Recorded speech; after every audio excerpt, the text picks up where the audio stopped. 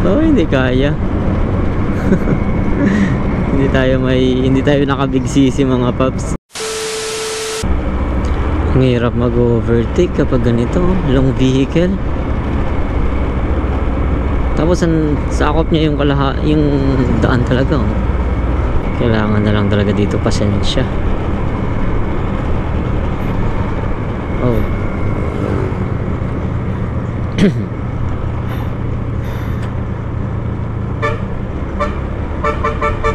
Uy, tropa sila. Luwang oh. Grabe, hindi makita yung nasa harapan. Kailangan sa straightway.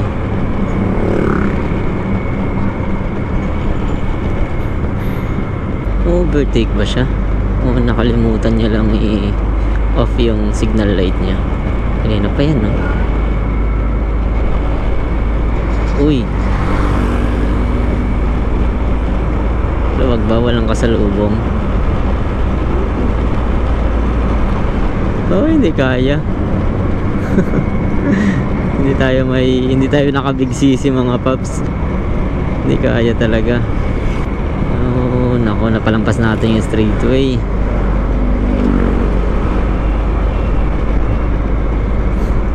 Yung sa likod nag-a-attempt din siya mag-overtake eh. Hindi talaga pinapatay yung ano niya. Nakalimutan niyang i-off yung signal light nitong long vehicle na to. Laki niya. May backhoe pang sakay.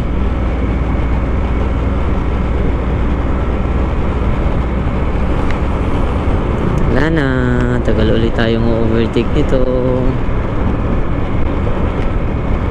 Distansya tayo ng konti mga paps para nakasilaw, para mas nakikita natin yung ano, ito natin yung harapan nya tsaka yung side mirror. Hindi natin nakikita pag masyado tayo nakalapit eh. Pero kung naka high cc ang gamit, madali lang yan ma-overtakean yung kanina. Mabibitin kasi ako eh. Siyempre naka ano lang tayo, scooter lang ang gamit, wala tayong big cc eh.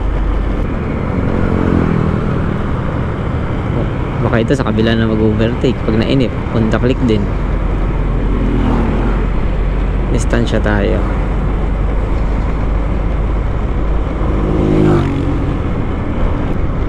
Hindi din nakasingit.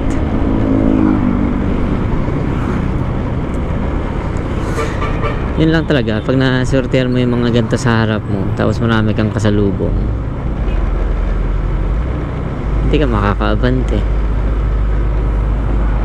Yung bilis mo is yung bilis lang din ang nasa harapan mo.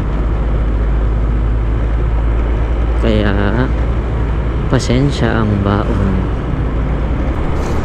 Hindi na rin nag-attempt overtake yung click ko. Nagsawa na rin siyang sumubok kanina. Ako muna, talagbagal na siya, nagsawa na siya. Pero dito marami pa ring mga sasakyan dito. A few moments later. Yun, buti na lang ganun kabagal.